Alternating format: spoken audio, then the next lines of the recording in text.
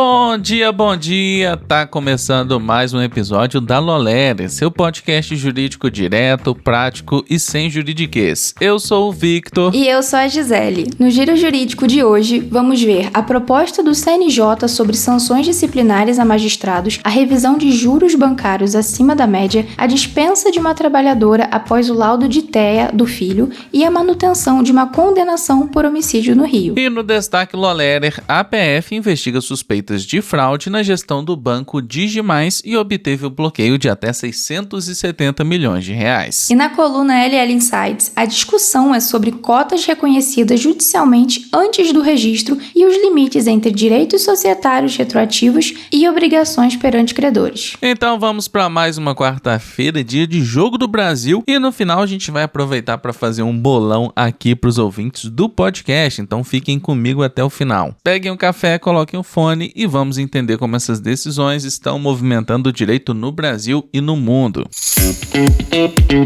E agora minha pergunta é para você, ouvinte nosso. Você já reparou que no crime a manchete quase nunca conta a história inteira? A notícia choca, repercute, viraliza, mas as perguntas que realmente importam vêm depois. Qual crime foi cometido? Em qual artigo ele se enquadra? Quais teses estão por trás? E o que de fato pode levar a uma condenação ou absolvição? E é exatamente isso que a Criminal Letter, a newsletter de direito penal da Lolerer, entrega toda quarta-feira às 11 horas. Casos criminais reais analisados juridicamente, com foco no enquadramento legal, na prática penal e pensado especialmente nos concurseiros, em como esses temas costumam aparecer nas provas. Aqui a ideia é ir além da manchete e entender o direito penal como ele realmente funciona. Então, se você quer ler o crime com olhar jurídico, a Criminal Letter é para você. Se inscreva no link gratuitamente aqui embaixo. E vamos com o giro jurídico. O CNJ adiou para 4 de agosto a análise da proposta que altera o regimento interno sobre procedimentos administrativos disciplinares aplicáveis a magistrados. Apresentado pelo conselheiro Ulisses Rabaneda, o ato busca adequar as regras à interpretação do STF, que em maio afastou a aposentadoria compulsória como pena administrativa para juízes condenados por faltas disciplinares graves. A proposta prevê excluir essa sanção e manter nos limites da Lei Orgânica da Magistratura a advertência, remoção compulsória, disponibilidade com proposta de perda do cargo e demissão para juízes não vitalícios. Segundo o relator, a medida não cria novas punições, apenas aplica a decisão do Supremo. O Tribunal de Justiça de Santa Catarina acolheu por unanimidade o recurso de um consumidor para revisar os juros de um financiamento de veículo e reafirmou que as taxas acima da média do mercado exigem prova do risco específico da operação. O contrato, firmado em 2022, previa juros de 3,45% ao mês e 50,28% ao ano, enquanto a média divulgada pelo Banco Central era de 2,4% ao mês e 27,42% ao ano. Em primeira instância, a taxa havia sido reduzida para 3,6% ao mês e 41,13% ao ano, com acréscimo de 50% sobre a média. No recurso, o consumidor pediu a limitação direta ao índice de mercado. A controvérsia foi analisada à luz da jurisprudência do STJ, que admite juros acima da média, mas considera abusiva a cobrança sem justificativa concreta do risco envolvido. A quarta turma do TST manteve a indenização de R$3.000 por danos morais a uma trabalhadora dispensada logo após apresentar à empresa o laudo de TEA do filho. A Justiça do Trabalho reconheceu a dispensa como discriminatória depois que o representante da empregadora admitiu que ela estava atrapalhando a equipe e que suas ausências sobrecarregavam os colegas. A trabalhadora buscava aumentar a reparação, mas a relatora, ministra Maria Cristina, destacou que a revisão do valor só é admitida em situações excepcionais, quando o montante for irrisório ou exorbitante. Para a turma, as instâncias anteriores consideraram adequadamente a gravidade do ato, o dano sofrido, a capacidade financeira financeira da empresa e o caráter pedagógico da medida. A 8ª Câmara Criminal do Tribunal de Justiça do Rio de Janeiro rejeitou os embargos de declaração da defesa de Carlos Diego da Costa Cabral e manteve a condenação de 29 anos e 11 meses de prisão pelo assassinato de Alcebiades Paz Garcia, o BID, morto a tiros de fuzil em 2020, na Barra da Tijuca. Condenado pelo 3º Tribunal do Júri em dezembro de 2025, o réu era a segurança da vítima, e o Conselho de Sentença reconheceu a qualificadora da dissimulação por entender que BID acreditava estar sendo protegido por ele. A defesa alegava omissão sobre a participação do Grupo de Atuação Especializado do Tribunal do Júri, mas o relator desembargador Gilmar Augusto afirmou que a questão já havia sido analisada e afastada, pois o pedido de atuação conjunta foi feita meses antes da sessão.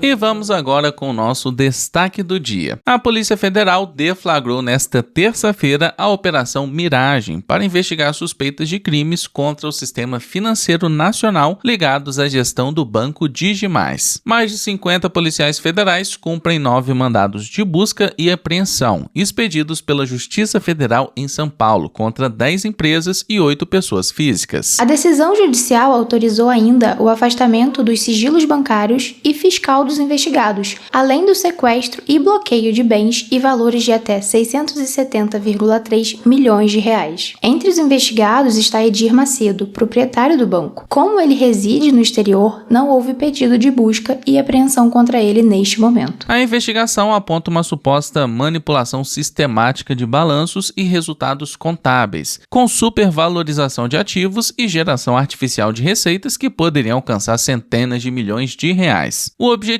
seria ocultar a situação econômico-financeira da instituição e aparentar a solvência perante os órgãos de controle. A PF afirma que relatórios produzidos pelo Banco Central identificaram graves irregularidades na condução dos negócios pelos administradores. Também são apuradas operações financeiras supostamente ilegais em benefício da empresa controladora do banco, além de possível falsificação e manipulação de dados inseridos em sistemas oficiais do órgão regulador. Segundo a investigação, as práticas seriam consideradas temerárias e análogas às atribuídas ao extinto Banco Master. Os investigados poderão responder conforme a participação de cada um por gestão fraudulenta, inserção de dados falsos em demonstrativos contábeis e realização de operações de crédito vedadas, crimes previstos na Lei 7.492 de 86. O Digimais, antigo Banco Renner, passou ao controle integral de Edir Macedo em 2020 e concentra sua atuação no crédito, especialmente no financiamento de veículos. Em abril de 2026, o BTG Pactual anunciou o acordo para adquirir o controle da instituição, negócio que ainda depende de processo competitivo e de aprovações do Banco Central e do CAD. A Fitch rebaixou a nota de crédito do banco, indicando elevado risco financeiro. A defesa de Edir Macedo declarou não ter acesso aos autos e informou que não comentaria o caso. A corretora IDCTVM, também citada na operação, afirmou que esclarecerá suas atividades às autoridades e comprovará a regularidade de suas operações.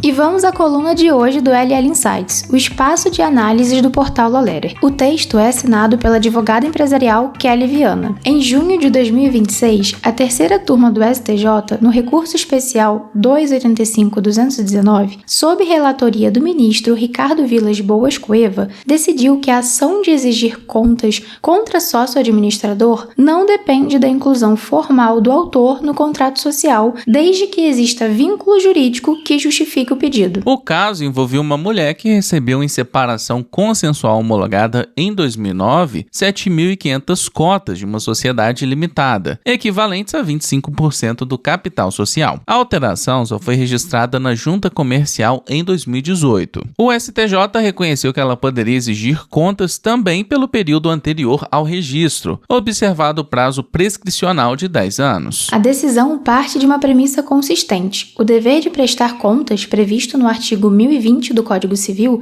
decorre da relação entre administradores, sociedade e sócios. O registro organiza a publicidade dessa condição perante terceiros, mas não cria a titularidade já reconhecida por decisão judicial. Negar o direito de exigir contas, neste caso, significaria permitir que os administradores se beneficiassem da demora na formalização. O ponto que permanece aberto é outro. Se a titularidade judicial retroativa garante direitos, como o de exigir contas de anos anteriores, ela também pode gerar obrigações perante credores. Durante o período em que a sócia possuía as cotas, mas não constava formalmente no contrato social, a sociedade poderia ter acumulado dívidas, passivos trabalhistas ou tributários. Para terceiros, porém, ela não aparecia no registro. É aí que surge a assimetria.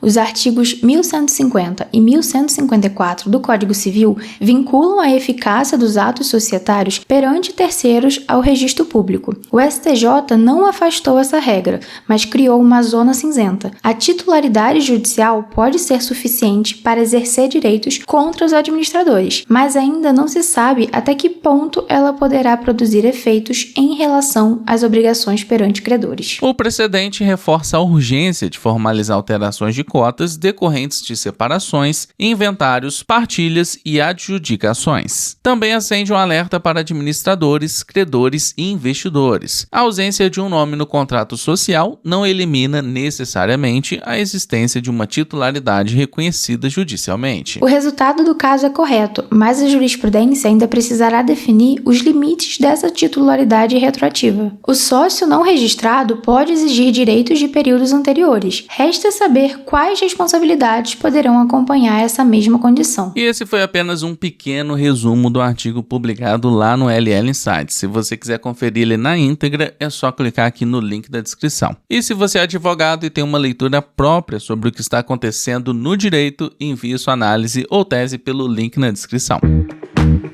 Muito bem, chegamos ao fim de mais um episódio, quarta-feira, dia de Copa, e eu tô pensando aqui, Gisele, em abrir um bolão aqui com vocês. O que você acha da gente falar o nosso chute pra hoje à noite e o pessoal nos comentários também falar o deles? Eu acho uma boa, hein, Vitor? Eu acho que vai ser 3-1 pro Brasil. E vocês? Deixem aqui embaixo seu palpite, valendo uma caneca da Lolerer, hein? Então, a Gisele já deixou as coisas mais interessantes, tá valendo uma caneca. Pra critério de desempate, quem tiver comentado mais cedo, caso tenha duas pessoas que deram o mesmo resultado, vai ser a pessoa que comentou mais cedo no dia, beleza? E o meu chute, então, vai ser 2-0 pro Brasil. Tá valendo pra gente também, né, Gisele? Se a gente ganhar, a gente ganha a caneca. Aí você já tá abusando, né, Vitor? Só pros nossos ouvintes. Então, ó, já tá valendo. Então, todo mundo que comentou na edição passada aí, ó, o Reinaldo, o Felipe, a Sheila, Dali Viegas, a Milena, a Bela e o Diogo. Ah, tem também o Josemar. Comentem no episódio de hoje, todo mundo que tá escutando para concorrer a essa caneca. Eu queria compartilhar aqui, Gisele, o comentário da Milena, que falou o seguinte: mais um dia aqui acompanhando e me atualizando nesse podcast incrível. Muito obrigado, Milena, por estar sempre aqui com a gente,